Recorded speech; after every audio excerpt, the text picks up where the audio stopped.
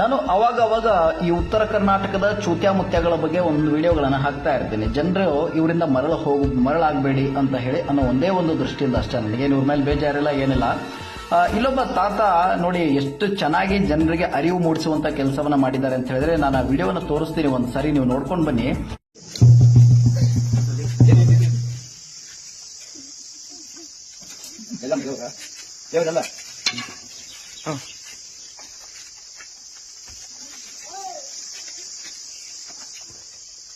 ಎಲ್ಲಿ ದೇವ್ರು? ಯಾರು ದೇವ್ರು?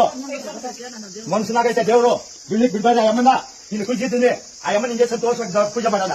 ಯಾಕ ಅದ್ರ ಮುಂದೆ ಬೀಳ್ಲಿಕ್ಕೆ ಈ ತರ ಮಾಡ್ತೀರಾ? ನಿಮ್ಗೆ ದೇವ್ರ ತೋರ್ಸಿ, ದೇವ್ರ ಇಲ್ಲ ತೋರ್ಸಿ ನೋಡ. ಅವ್ರೆ ದೇವ್ರು, ಅವ್ರ ಹೃದಯ ಅವ್ರೆ. ಇಲ್ಲಿ ಯಾರು ಇದ್ದೇವೆ ಅವ್ರ ಹೃದಯ ಅವ್ರೆ. ನಿನ್ ಮೇಲೆಲ್ಲ ಬರಲ್ಲ, ನನ್ನ ಮೇಲೆ ಬರಲ್ಲ, ಯಾರ ಮೇಲೂ ಬರಲ್ಲ. ದೇವ್ರೈತೆ, ದೇವ್ರೈತೆ. ಇವ್ರ ಪೈನ ವಚ್ಚಲ್ಲದು ಕರೆಕ್ಟ್. ನೋಡಿದ್ರಲ್ಲ ವೀಕ್ಷಕರೇ, ನಾನು ಯಾವಾಗಲೂ ಹೇಳ್ತಾ ಇರ್ತೇನೆ, ದೇವರು ಯಾರ ಮೈ ಮೇಲೂ ಬರೋದಿಲ್ಲ. ದೇವರು ಅಂತಕ್ಕಂಥದ್ದು ಒಂದು ನಂಬಿಕೆ ಅಷ್ಟೇ ಅಂತ ಹೇಳಿ. ದೇವರ ಹೆಸರಿನಲ್ಲಿ ದಂಧೆ ಮಾಡುವಂತಹ ಇಂಥ ನಾಲಾಯಕರು ನೋಡಲೇಬೇಕಾದಂತಹ ಒಂದು ವಿಡಿಯೋ ಅದು.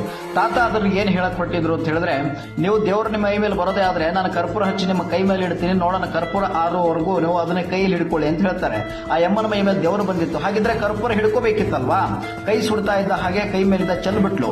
ಆ ತಾತ ಅಲ್ಲಿ ನಿಂತಲ್ಲಿ ಎಲ್ಲರಿಗೂ ಹೇಳ್ತಾರೆ, ಏನಂತ ಹೇಳ್ತಾರೆ ಅಂತ ಹೇಳಿದ್ರೆ, ದೇವರು ಎಲ್ಲಿದ್ದಾನೆ ಅಂತ ಹೇಳಿದ್ರೆ ನಮ್ಮ ಸುತ್ತಮುತ್ತಲೂ ಇದ್ದಾನೆ, ನಾವು ಮಾಡುವಂತ ಕಾಯಕದಲ್ಲಿ ದೇವರಿದ್ದಾನೆ, ಯಾರ ಮೇಲೂ ಕೂಡ ದೇವರು ಬರೋದಿಲ್ಲ ಅಂತ ಹೇಳ್ತಾ ಇದ್ದಾರೆ. ನಿಜಕ್ಕೂ ಕೂಡ ಅಂತದಕ್ಕೆ ನಾವು ಶ್ಲಾಘನೀಯ ಅಂತ ಹೇಳಬೇಕು, ನಾವು ಅದಕ್ಕೆ ಋಣಿಯಾಗಿರ್ಬೇಕು. ಯಾಕೆ ಅಂತ ಹೇಳಿದ್ರೆ ಜನರಿಗೆ ಸಂದೇಶವನ್ನು ತಲುಪಿಸಬೇಕು, ಮತ್ತೆ ಅರಿವನ್ನು ಮೂಡಿಸುವಂತಹ ಕೆಲಸವನ್ನ ಮಾಡಬೇಕು. ನೋಡಿ, ಈತ ರುದ್ರಭೂಮಿ ಚೂತ್ಯ ಅಂತೆ, ಇವನು ಸುತ್ತಮುತ್ತಲೂ ಕೂಡ ಬರೀ 6-7 ವರ್ಷದ ಯುವಕರಿದ್ದಾರೆ. ಇಂಥವ್ರು ಏನ್ ಹೇಳೋದು ಹೇಳಿ, ನೀವೇ ಹೇಳಿ.